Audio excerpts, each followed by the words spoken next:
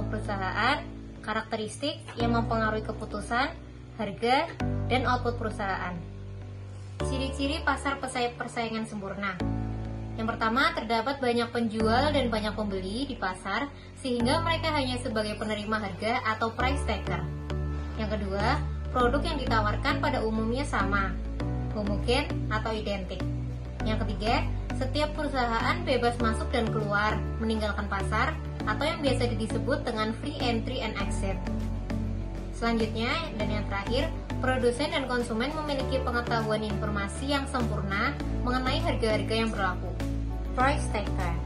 Apa itu price taker? Price taker adalah penjual yang tidak memiliki kemampuan untuk mengontrol harga produk yang dijualnya. Dibutuhkan harga yang sudah ditentukan di pasar. Terdapat konsep dasar pasar persaingan sempurna. Pertama ada penerimaan total, kedua ada penerimaan rata-rata, ketiga ada penerimaan marginal. Pertama ada penerimaan total. Penerimaan total adalah hasil kali antara harga produk dengan kuantitas penjualan, di mana rumus penerimaan total adalah TR sama dengan PQ, yang dimana TR sama dengan penerimaan total, P sama dengan harga produk, Q sama dengan kuantitas penjualan.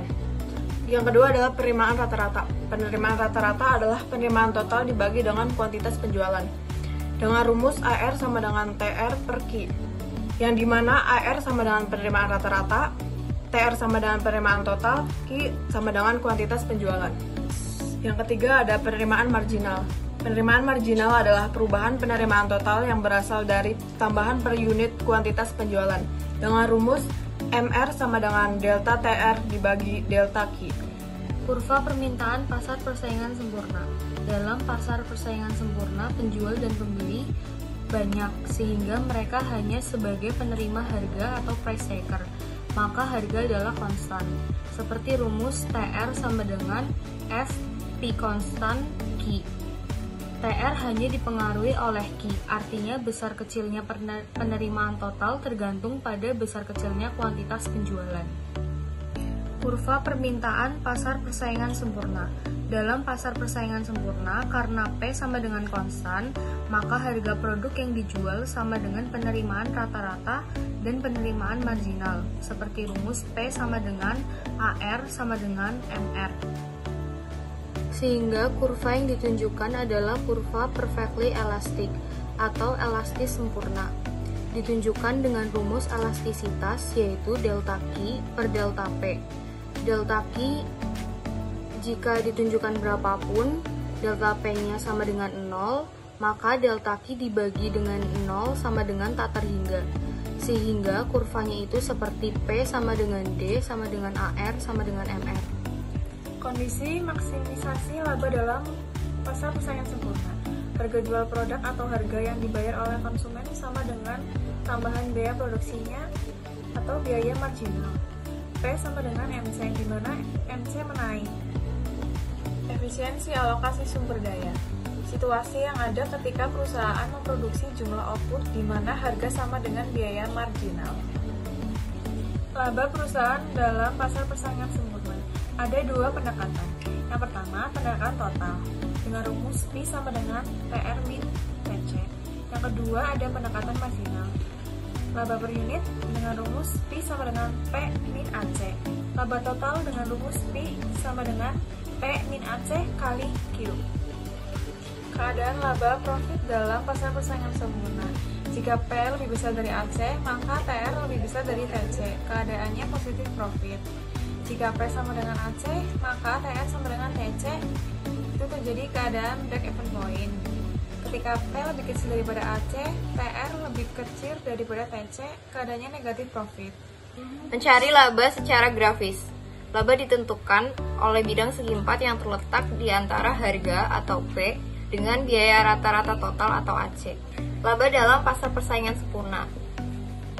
Positif profit berada saat harga lebih tinggi daripada average cost. Sedangkan normal profit atau BEP yaitu terletak ketika nilai P sama dengan AC. Sedangkan rugi dalam pasar persaingan sempurna yaitu negatif profit, yaitu ketika nilai average cost lebih tinggi daripada nilai P atau harga.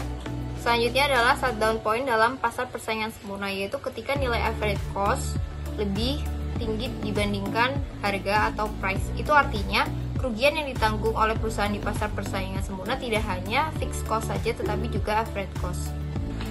Berikut adalah grafik gabungan antara laba, BEP, SDP dalam pasar persaingan sempurna. Selanjutnya itu adalah hubungan antara harga dan biaya rata-rata. Jika P lebih daripada average cost, maka TR lebih dari TC, yaitu keadaan di mana perusahaan akan mengalami profit. Maka keputusannya adalah untuk entry ke dalam pasar. Selanjutnya, jika P sama dengan average cost, maka TR sama dengan TC, yaitu keadaan di mana perusahaan BEP, yaitu adalah laba normal. Untuk keputusannya yaitu stop entry atau exit dari pasar. Kemudian jika P kurang dari AC, maka TR kurang dari TC. Artinya keadaan di mana perusahaan mengalami losses atau negative profit. Maka keputusan perusahaan yang bisa diambil adalah exit dari pasar. Jika P kurang dari average variable cost, artinya TR kurang dari TFC, yaitu keadaan di mana shutdown point. Artinya keputusan perusahaan yaitu adalah meng-close dari pasar. Shutdown point atau SDP. SDP atau titik penutupan usaha adalah titik terendah pada kurva biaya variabel rata-rata atau AVC, di mana ketika harga turun pada titik minimum AVC, penerimaan total tidak dapat untuk menutup biaya variabel. Perusahaan akan menutup usaha dan menanggung kerugian yang sama dengan biaya tetap. Berikut adalah kurva keseimbangan pasar persaingan sempurna jangka panjang. Pasar persaingan sempurna dalam jangka panjang. Karena kemudahan masuk ke pasar atau industri, laba ekonomis akan menarik perusahaan lain untuk masuk ke pasar atau industri. Banyaknya perusahaan yang masuk ke pasar atau industri menyebabkan laba ekonomis berkurang sampai nol. Akhirnya, semua perusahaan terpaksa menerima laba sama dengan nol. Pada saat laba sama dengan nol, maka P sama dengan LAC, atau harga pasar sama dengan biaya rata-rata setiap perusahaan. Artinya, setiap perusahaan akan beroperasi pada titik terendah dari biaya rata-rata jangka panjang. Keseimbangan pasar persaingan sempurna jangka panjang. Pada awalnya, perusahaan beroperasi pada harga P1 dan output Q1, di mana perusahaan memperoleh laba ekonomis atau positive profits. Karena adanya laba ekonomis, P lebih dari AC, maka makin banyak perusahaan yang masuk ke pasar atau industri. Hal ini menyebabkan kurva penawaran bergeser dari S1 ke S2. Akibatnya, output bertambah dari Q1 ke Q2, tetapi harga turun dari P1 ke P2. Pada saat P2 sama dengan LAC, maka laba sama dengan 0 atau zero profit.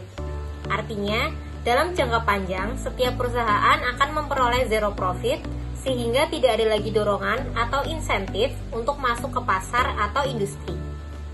Kondisi keseimbangan kompetitif jangka panjang. Pertama, keuntungan ekonomi adalah 0. Harga sama dengan biaya total rata-rata jangka pendek. Kedua, perusahaan memproduksi jumlah output, di mana harga sama dengan biaya marginal. Yang ketiga, tidak ada perusahaan yang memiliki insentif untuk mengubah ukuran pabriknya untuk menghasilkan output saat ini, yaitu SRATC sama dengan LRATC pada jumlah output, di mana P sama dengan MC. Khususnya keseimbangan kompetitif jangka panjang ada ketika pertama, tidak ada insentif bagi perusahaan untuk masuk atau keluar dari industri.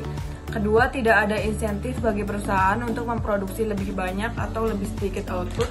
Yang ketiga, tidak ada insentif bagi perusahaan untuk mengubah ukuran pabrik. Selanjutnya adalah pasar monopoli. Definisi pasar monopoli adalah struktur pasar atau industri di mana terdapat satu penjual, tidak ada substitusi produk yang mirip, dan terdapat hambatan untuk masuk ke dalam pasar. Lalu masuk ke ciri-ciri pasar monopoli. Yang pertama ada pada pasar hanya terdapat satu penjual. Lalu yang kedua ada tidak mempunyai barang pengganti atau substitusi yang mirip. atau biasa disebut close substitute. Terus yang ketiga, adanya hambatan bagi perusahaan lain untuk masuk ke dalam pasar. Lalu yang keempat, ada sebagai penentu harga atau price setter. Faktor-faktor yang menyebabkan timbulnya monopoli, yang pertama ada produsen tersebut memiliki faktor produksi strategis yang tidak dimiliki oleh produsen lain. Lalu yang kedua ada regulasi pemerintah, contohnya hak paten. Lalu yang ketiga ada terdapat skala ekonomis. Dan yang terakhir ada produsen menerapkan kebijakan penetapan harga. Lalu selanjutnya yaitu ada kurva permintaan pada perusahaan monopoli. Dalam pasar monopoli, kurva permintaan perusahaan sama dengan kurva permintaan industri atau pasar. Kurva permintaan memiliki slope yang negatif. Terdapat hubungan berkebalikan antara harga dan produksi. TR, AR, dan MR pada perusahaan monopoli. Pada pasar monopoli, P sama dengan AR pada berapapun tingkat output, di mana AR sama dengan TR dibagi Q sama dengan PQ dibagi Q sama dengan P. MR tidak sama dengan P, tetapi MR lebih kecil dari P. Seperti contohnya, nilai Q sama dengan 3, nilai P sama dengan 9, maka nilai TR sama dengan P kali Q adalah 27, dan nilai AR sama dengan TR dibagi Q sama dengan 9, dan nilai MR sama dengan delta TR dibagi delta Q sama dengan 7. Kurva permintaan dan MR. Kurva MR memiliki intercept yang sama dengan kurva D, akan tetapi kemiringannya 2 kali lebih besar. Dapat dibuktikan sebagai berikut. P merupakan fungsi dari Q, misal dituliskan sebagai berikut. P sama dengan MQ ditambah B, M menunjukkan slope, B menunjukkan intercept. Kita ketahui bahwa TR sama dengan P kali Q, TR sama dengan MQ ditambah B dikali Q sama dengan MQ kuadrat ditambah BQ. Maka MR sama dengan lambda TR dibagi lambda Q sama dengan 2MQ ditambah B. Jadi dapat dilihat bahwa MR mempunyai slope 2 kali lebih besar dari slope permintaan. Penerimaan marginal atau MR, TR, dan elastisitas permintaan atau ED. Hubungan antara MR dan elastisitas dapat dirumuskan sebagai berikut. MR sama dengan P dalam kurung 1 ditambah 1 dibagi elastisitas permintaan, di mana P sama dengan harga dan ED sama dengan elastisitas permintaan. Ketika ED atau elastisitas permintaannya lebih dari 1, maka Q-nya akan naik dan kurva TR-nya juga akan naik. MR positif, kurva TR berslope positif. Sedangkan pada elastisitas permintaan sama dengan 1, maka Q-nya akan naik, TR-nya tetap, dan MR-nya sama dengan 0. Ketika ED kurang dari 1, maka Q-nya akan tetap naik, TR-nya akan turun, sehingga MR bersifat negatif, dan kurva TR berslope negatif. Seorang monopoli yang rasional akan berusaha menghasilkan output dan menjual pada tingkat optimal. Keuntungan ditentukan oleh jumlah produksi yang dihasilkan dan harga produk yang bersangkutan dan serta biaya produksi. Profit sama dengan TR min TC. Untuk mendapatkan profit maksimum, maka perlu diturunkan profitnya, itu menjadi MR minus MC sama dengan 0. Artinya pada tingkat output akan memperoleh laba maksimum dengan syarat MR sama dengan MC. Kondisi untung dan rugi di pasar monopoli. Keuntungan akan terjadi jika P atau harga lebih tinggi dibandingkan dengan average cost. Ketika pasar monopoli mengalami untung, yaitu berada di daerah A, B, C, P. Itu artinya adalah nilai P lebih tinggi daripada average cost. Sedangkan pada kondisi rugi, yaitu ketika nilai P lebih kecil daripada average cost.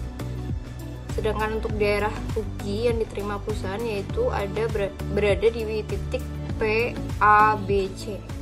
Pada pasar yang berbeda, monopoli dapat menerapkan harga yang berbeda yang sering disebut juga dengan diskriminasi harga atau price discrimination policy.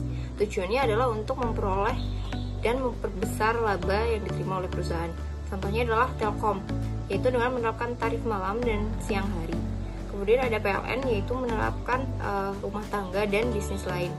Misalnya monopolis membedakan pasar sama dengan pasar A dan pasar B. Jumlah dari yang dijual pasar A dan jumlah yang dijual di pasar B. Jumlah barang yang dijual di dua pasar yaitu adalah Q sama dengan QA plus QB, dengan TC sama dengan total biaya untuk menghasilkan barang Q. Monopoli dengan dua pabrik. Misalnya, dalam melakukan produksi menggunakan dua pabrik, yaitu pabrik A dan B, maka TCA adalah biaya untuk menghasilkan produk di pasar A, TCB adalah biaya untuk menghasilkan produk di pasar B. QA adalah jumlah barang yang dihasilkan pada pabrik A, dan QB adalah jumlah barang yang dihasilkan pada pabrik B. Kurva permintaan pasar D adalah bisa dilihat di rumus yang tertera. Jadi, MR sama dengan MC di pasar A sama dengan MC di pasar B. Pengendalian monopoli dari pemerintah. 1. Pengendalian harga pasar merupakan perlindungan langsung pada konsumen yang dilakukan dengan menentukan harga maksimum dari produk yang dijual monopolis. 2. Pengendalian dengan sistem pajak. A. Sistem pajak tetap. B. Sistem persen keuntungan. C. Sistem pajak persen jumlah produk. Sistem pajak tetap. Sistem pajak tidak mempengaruhi harga, tetapi mempengaruhi tingkat keuntungan pengusaha. Sistem persen jumlah produk berpengaruh pada biaya. Tiap penambahan produk menambah biaya. Yang dirugikan adalah konsumen, karena penambahan biaya dibebankan kepada konsumen dengan adanya kenaikan harga. Sekian dari kelompok kami. Terima kasih. Terima kasih. Thank you.